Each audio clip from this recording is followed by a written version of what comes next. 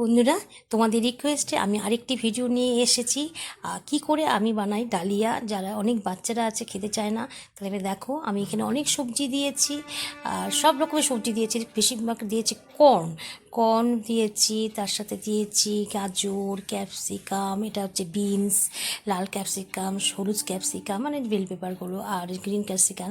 আর আমি আগের দিন রাত্রে মুগ ডাল, যেটা আমি দিয়ে করি মুগ ডাল আর ডালিয়াটা আমি আগের দিন ভিজিয়ে রেখেছি।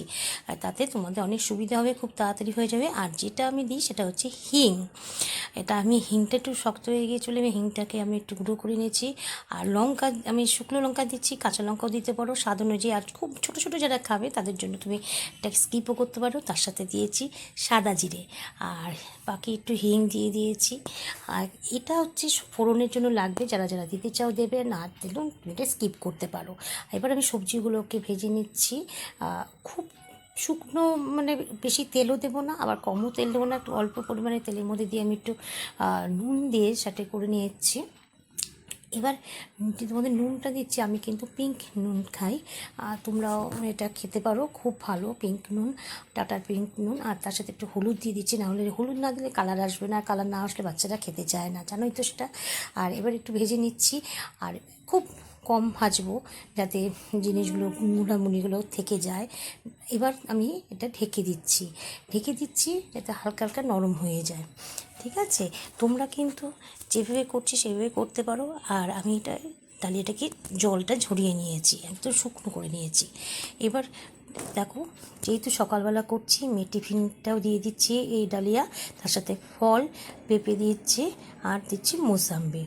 এবার দেখো, এই যে মোসাম্বি আমি কেটে রেখে দিয়েছি, আমার মেয়ের দুটো ফল তো আমি দিই, তার সাথে ডালিয়া দিচ্ছি।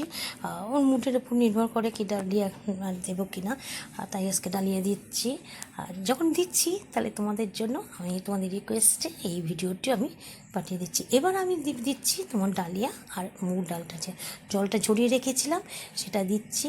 এবার একটু নাড়াচাড়া করবো, দেখবে খুব সাবধানে নাড়াচাড়া করবে, লেগে না যায়। তার সাথে নুন, স্বাদ অনুযায়ী নুন, আর মিষ্টি। এই মিষ্টি কিন্তু আমি অ্যাপেলের এই গুড়টা ইউজ করি, আমি কিন্তু অন্য গুড় এখন খাই না। আর চিনি তো আমার মেয়ে খাবেই না, একটু গুড় দিচ্ছি, একটু মিষ্টি মিষ্টি না হলে তো ভালো লাগবে না। আর এবার একটু নাড়াচাড়া করে আমি জল দিয়ে দিচ্ছি।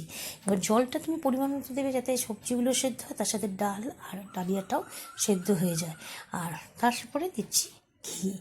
এবার এই যে যখন ফুটছে অল্প একটু ঘিতে আমি এই সময়টাই দিচ্ছি যাতে স্মেলটা ভালো আসে। আর তারপরেও কিন্তু যখন আমার এটা পুরোপুরি হয়ে যাবে, তারপরে একটু ঘি, আরেকটু ঘি ছড়িয়ে দেবো।